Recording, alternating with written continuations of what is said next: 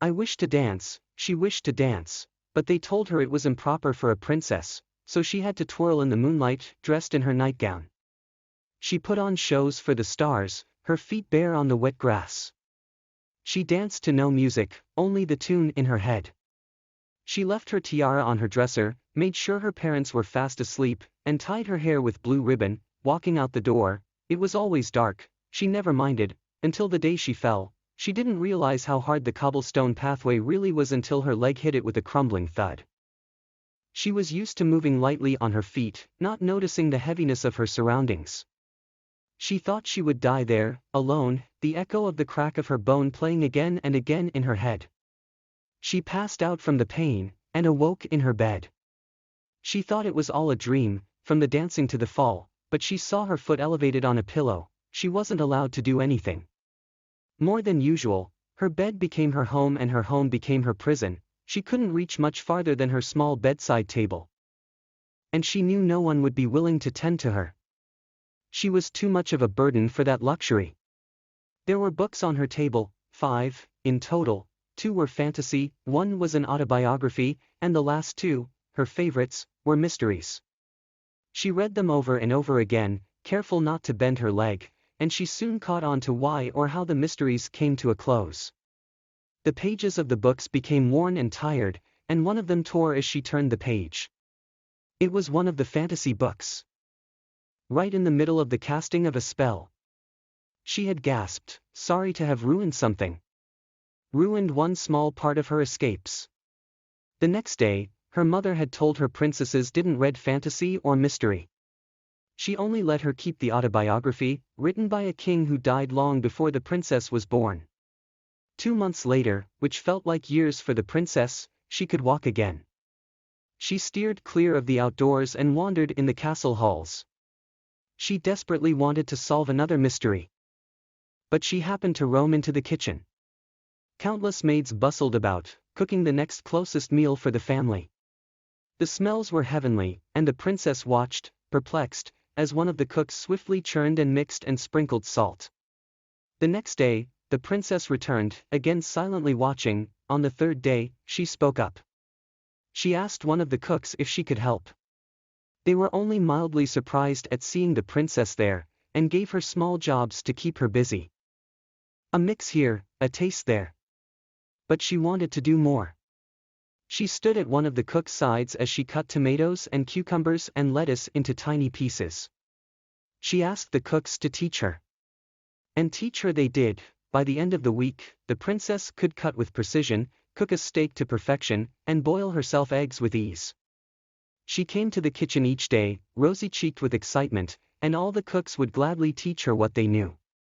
On a day not too long after, her mother came into the kitchen to bark orders at the cooks. When she saw the princess, she told her it was unethical for a princess to cook. They had cooks for that very reason. She had grabbed the princess by her wrist and dragged her out, giving her a long hard look and shaking her head, as if she didn't know where she had gone wrong. The princess didn't dare walk into the kitchen once more, and the cooks were sorry to see her go. She walked back to her room and closed the door. Sitting solemnly on her bed. She sat there doing nothing for quite some time. The servants had to nudge her to eat her dinner. The next day, as someone came to do her bed, the princess stopped her. She had read about horses in her books, long before, and she asked the maid if the castle had any stables. The maid stammered, speechless, and quickly nodded before giving a curt bow. The princess gathered her skirts and flew out the door, aimlessly trying to find a way outside. If they had horses, she would find them. After asking around a little, she came to a door leading to the stables. Remembering her fall, she almost went back, but she ended up walking outside. She breathed the fresh air and smiled, carefully walking out. The outside of the castle was bustling with activity almost as much as the inside. She came to a small wooden place she could only assume was the stable, and she walked around it, looking for an entrance. The bottom of her dress grew dirty, but she didn't care. She bumped into a stable boy trying to walk in, and he looked her up and down, eyes widening when he saw her crown. She told him she wanted to see the horses. So he took her. There weren't many horses, but there was one the princess fell in love with instantly. It was a white pony, with a short tail and a messy mane. She named him Snow, when she was sure her mother was Bee. Tôi ước được nhảy, cô ước được nhảy.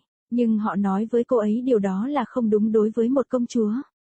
Vì vậy cô phải xoay người dưới ánh trăng, mặc áo ngủ. Cô ấy tham gia các buổi biểu diễn cho các vì sao chân trần trên cỏ ướt. Cô ấy nhảy không theo điệu nhạc, chỉ có giai điệu trong đầu. Cô để vương miện trên tủ, chắc chắn rằng bố mẹ cô đã ngủ say, và buộc tóc bằng duy băng xanh. Bước ra khỏi cửa, lúc nào trời cũng tối. Cô ấy không bao giờ bận tâm, cho đến ngày cô ấy gục ngã. Cô không nhận ra con đường lát đá cuội thực sự khó đến mức nào cho đến khi chân cô va vào nó một tiếng kêu thảm thiết. Cô đã quen với việc di chuyển nhẹ trên đôi chân của mình, không nhận thấy sự nặng nề của xung quanh.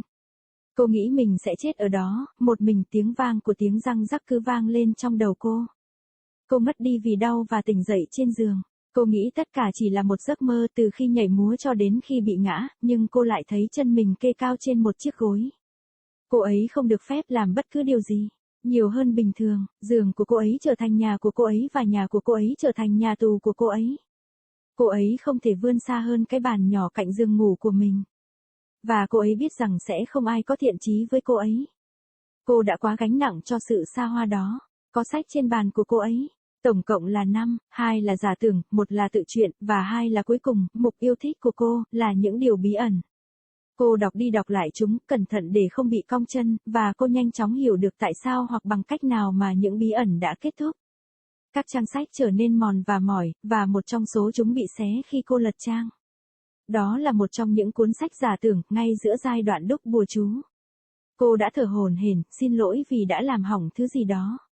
Đã tàn phá một phần nhỏ trong số lần trốn thoát của cô ấy. Ngày hôm sau, mẹ cô đã nói với các nàng công chúa của mình rằng đừng đọc truyện giả tưởng hay bí ẩn. Và chỉ để cô ấy giữ cuốn tự truyện được viết bởi một vị vua đã chết rất lâu trước khi công chúa được sinh ra. 2 tháng sau, giống như nhiều năm đối với công chúa, cô ấy có thể đi lại. Cô tránh ra ngoài và lang thang trong các sảnh lâu đài. Cô ấy rất muốn giải quyết một bí ẩn khác nhưng cô ấy tình cờ đi lang thang vào nhà bếp. Vô số người giúp việc tất bật nấu những bữa ăn gần gũi nhất tiếp theo cho gia đình. Mùi thơm của thiên đường, và công chúa bối rối quan sát khi một trong những đầu bếp nhanh chóng khuấy, trộn và rắc muối. Ngày hôm sau, công chúa trở về, lại âm thầm theo dõi. Vào ngày thứ 3, cô ấy đã lên tiếng. Cô ấy hỏi một trong những đầu bếp xem cô ấy có thể giúp gì không. Họ chỉ hơi ngạc nhiên khi thấy công chúa ở đó, và giao cho cô ấy những công việc nhỏ để cô ấy bận rộn. Một hỗn hợp ở đây, một hương vị ở đó. Nhưng cô ấy muốn làm nhiều hơn thế. Cô đứng ở một bên phụ bếp khi cắt cà chua, dưa chuột và rau diếp thành những miếng nhỏ. Cô đã nhờ các đầu bếp dạy cho cô, và dạy cô ấy họ đã làm. Vào cuối tuần, công chúa có thể cắt một cách chính xác, nấu một miếng bít tết hoàn hảo và tự luộc trứng một cách dễ dàng. Cô vào bếp mỗi ngày. Má hồng hào hứng khởi, và tất cả những người nấu ăn sẽ sẵn lòng dạy cô những gì họ biết.